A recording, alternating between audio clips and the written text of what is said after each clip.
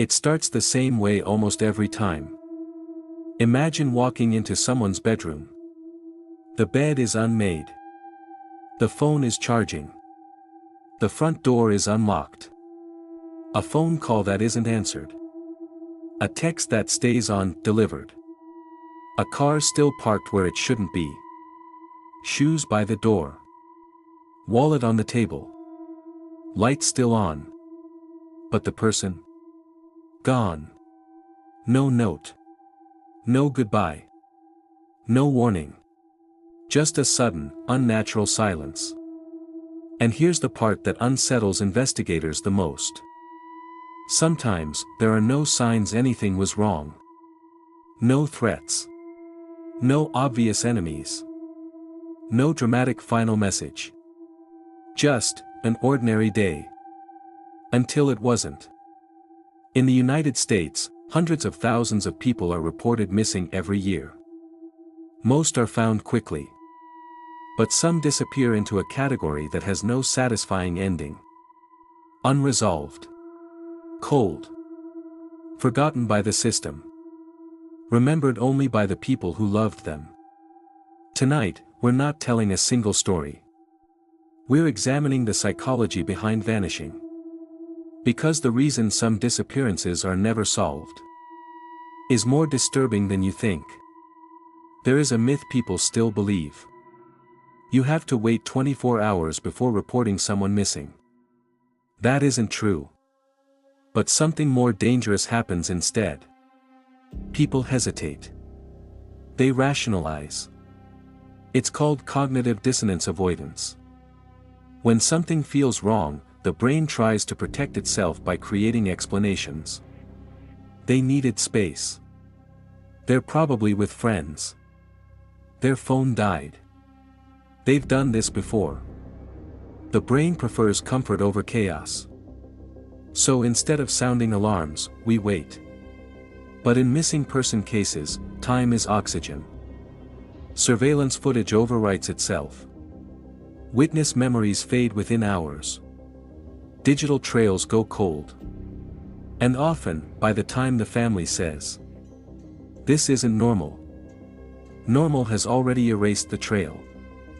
There's another dangerous belief. Bad things happen to people involved in risky lifestyles. But statistics tell a quieter story.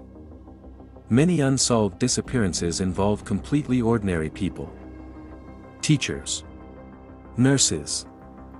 Office workers. Students. Parents. People with routines. And routine is predictable. Predictability creates vulnerability. Psychologists call this pattern exposure risk. When someone follows the same path every day, same gym, same coffee shop, same parking spot, it only takes one observer to notice. And observers don't always look suspicious. They look like everyone else. We've talked about how evidence can disappear. How technology creates confidence, but not certainty. Now imagine this. A man walks into a crowded bar in downtown Columbus, Ohio. Security cameras are running. Friends are nearby. Music is playing. People are laughing. He enters. He never comes out. And that's not a theory. That's exactly what happened.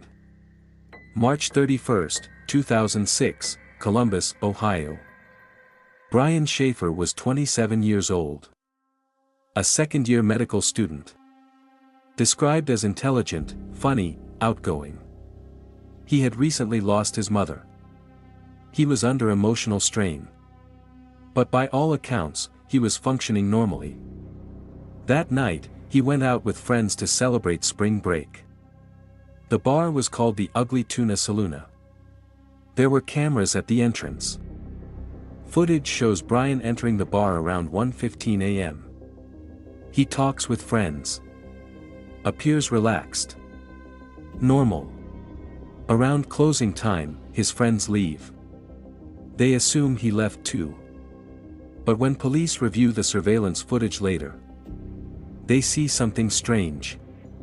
Brian is clearly seen entering the bar. He is never clearly seen exiting. Our brains demand order. If someone enters a building, they must leave. But here's where the case fractures. The only public exit with cameras? No confirmed footage of him leaving.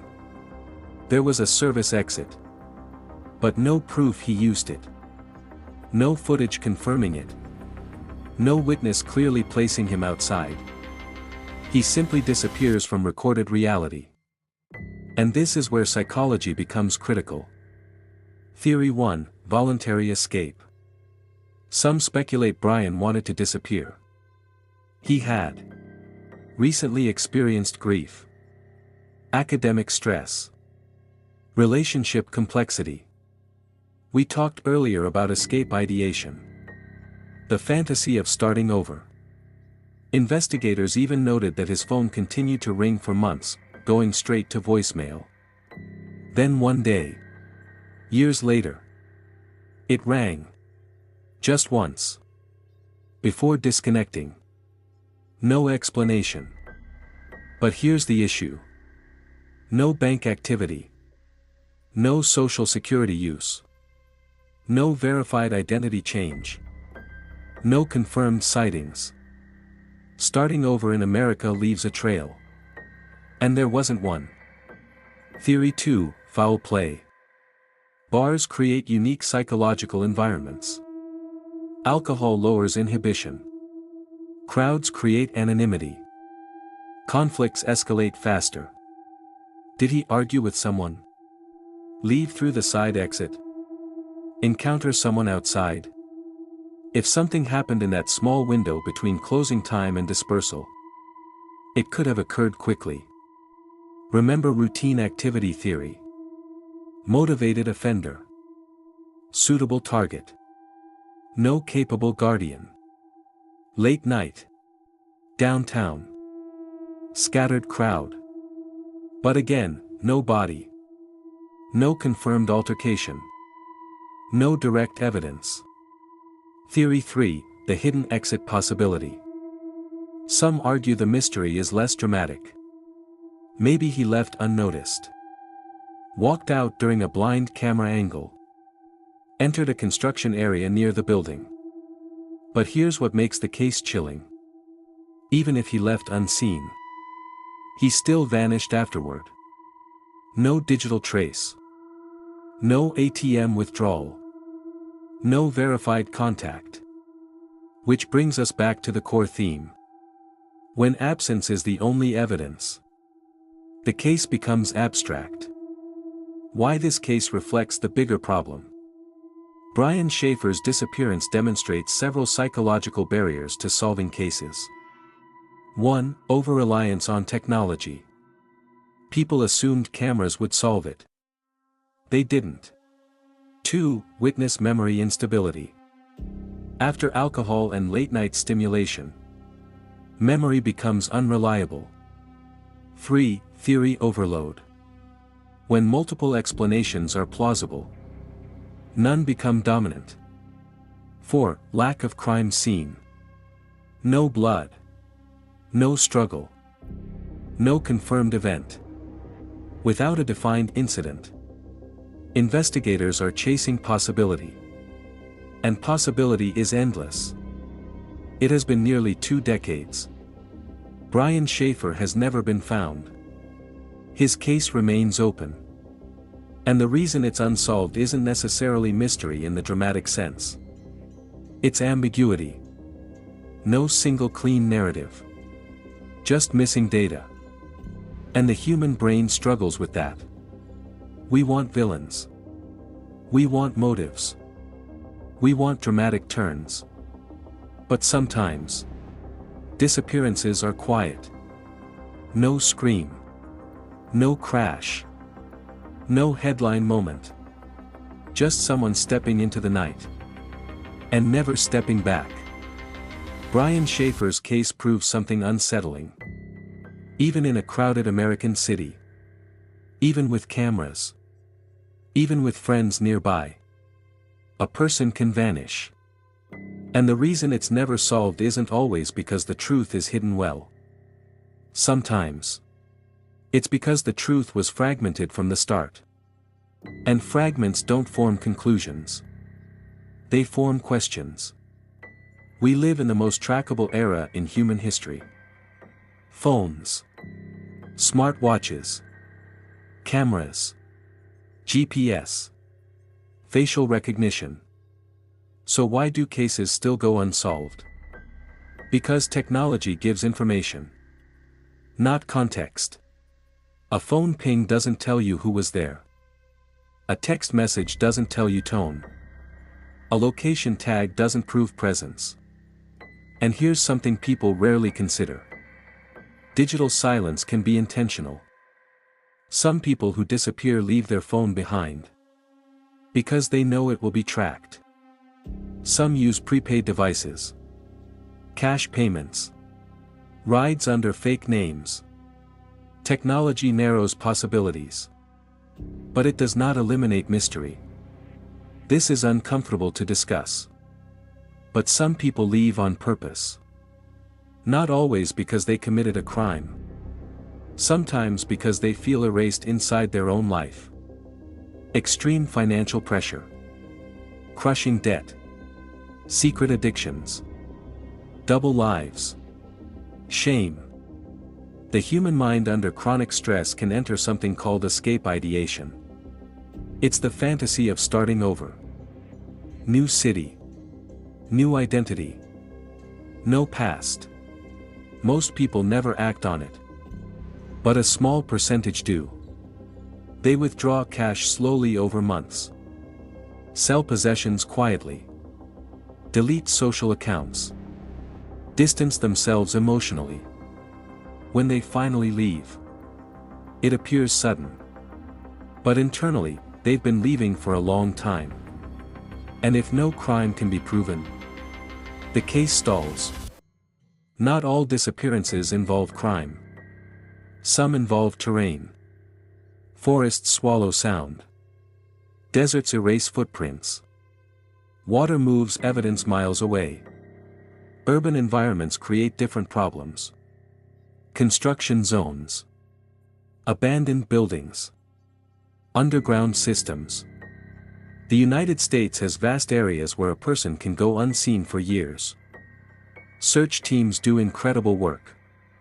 But geography does not cooperate.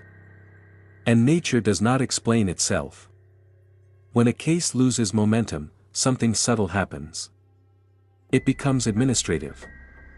Files, boxes, archived databases. Investigators move to newer cases. Resources shift. The public forgets. And here's something rarely discussed. Unsolved cases create psychological fatigue. Detectives are human. When leads repeatedly fail, the brain unconsciously lowers expectation. Hope becomes procedural. And without new evidence, cases freeze in time. Sometimes the truth was simple. Too simple. A random encounter. An impulsive decision. A moment of rage. A moment of fear. Not a mastermind. Not a conspiracy.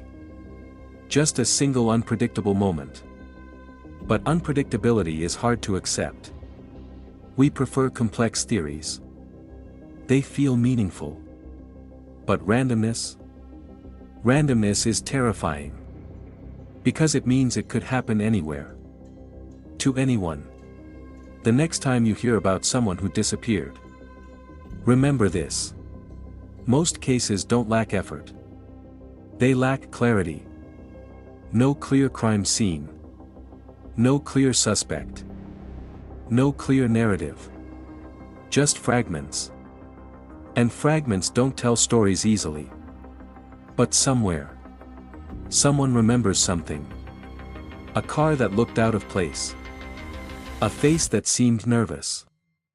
A sound that didn't belong. The truth may not be hidden. It may have been dismissed. And sometimes, disappearances are never solved. Not because the answer is impossible, but because it slipped through human psychology. What would you do if someone you loved vanished tomorrow?